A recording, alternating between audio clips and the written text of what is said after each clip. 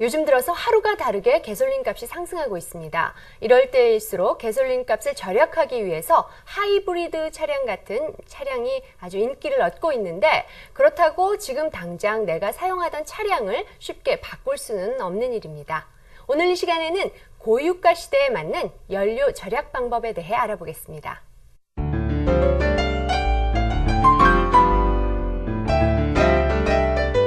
직접 창안하신 이 자동차 연료 절약 방법을 좀 쉽게 설명하신다면 어떨까요?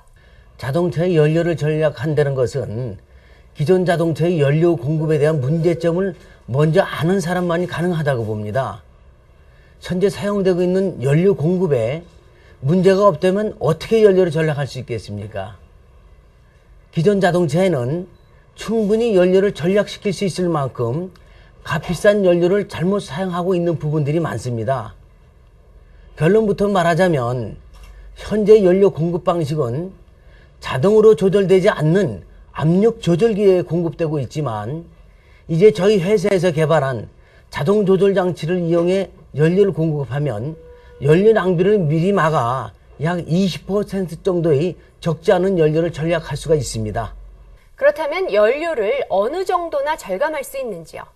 기존의 자동차 연료 공급은 자동차를 만든 제작사가 일방적으로 적용한 것입니다.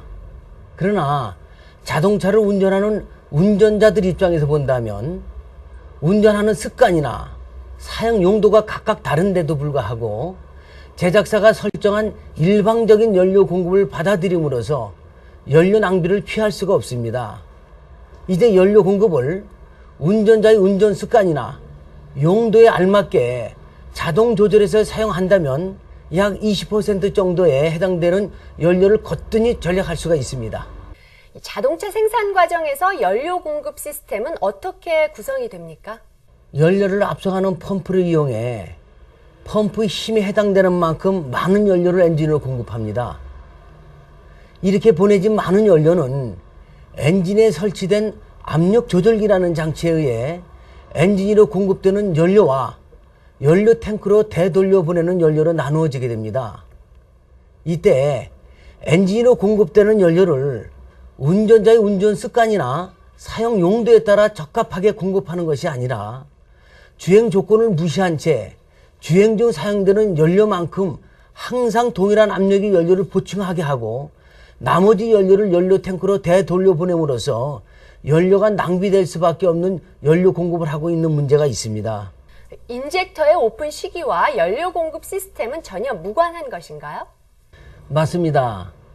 많은 운전자들이 입과 입을 통해 잘못 전해 듣고 그것이 사실인 양 알고 있는 잘못된 산식들이 있습니다. 자동차에는 ECU라는 전자제어 장치가 있는데, 마치 ECU라는 전자제어 장치에 의해 연료 공급이 자동 조절되고 있는 것처럼 잘못 알고 있습니다.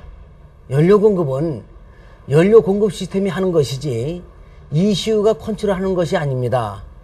ECU는 인젝터가 열리고 닫히는 시기와 점화 시기만을 컨트롤하는 장치에 불과합니다.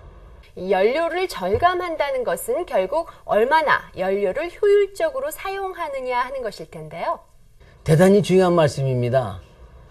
운전자의 운전 습관이나 주행 조건 등이 충분히 고려되어 그러한 조건에 알맞는 연료가 공급이 되어야만 합니다. 그러나 기존의 연료 공급 방식은 이러한 상황을 고려하지 않고 자동차를 제작한 제작사에 의해 일방적으로 적용한 시스템을 그대로 사용함으로써 대부분의 운전자들이 자동차를 사용하는 조건과 일치하지 않아 연료 낭비를 피할 수가 없고, 이로 인한 배출가스 또한 국제사회가 걱정을 해야 하는 문제로 남아있는 것입니다. 운전 습관과 연료 절약은 얼마나 관계가 있을까요? 사실상 연료 공급이 자동 조절되어 공급이 된다면 운전자의 운전 습관이나 주행 여건에는 관심을 둘 하등의 이유가 없는 것입니다.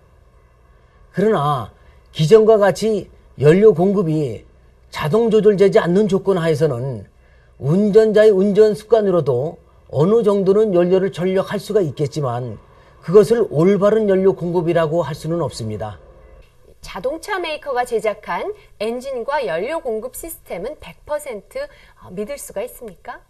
그렇지 않습니다. 국제사회가 자동차 배출가스로 인한 환경 파괴로 골머리를 앓고 있습니다.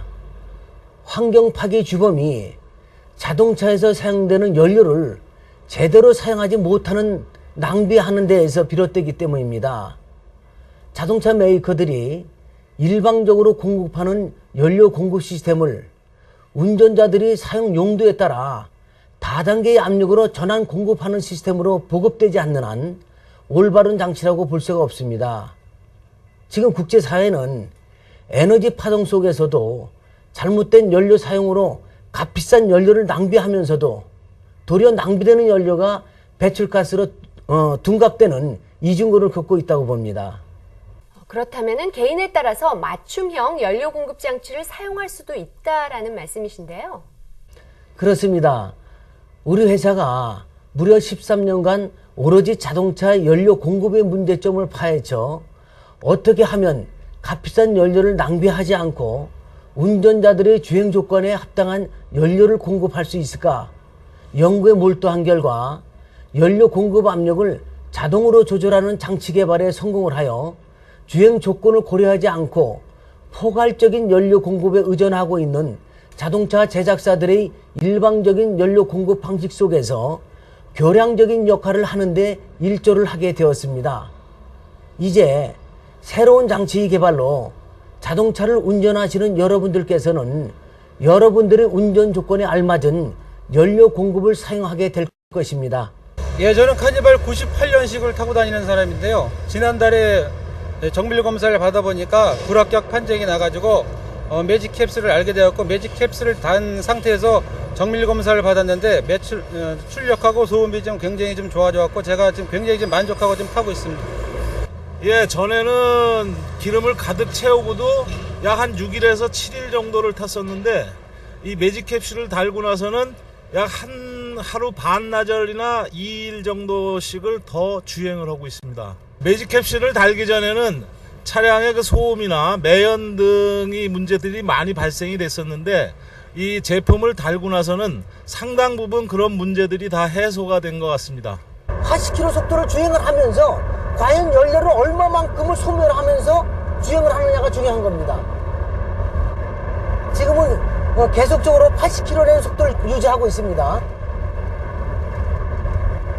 그러나 제품이 설치되어 있는 상태에서는 약 2.4의 압력으로 공급하고 있는데 제품을 제거를 하면은 똑같은 속도를 주행하고 있는데 지금 약 3.2 정도의 압력으로다가 연료를 공급하는 문제가 있는 것입니다.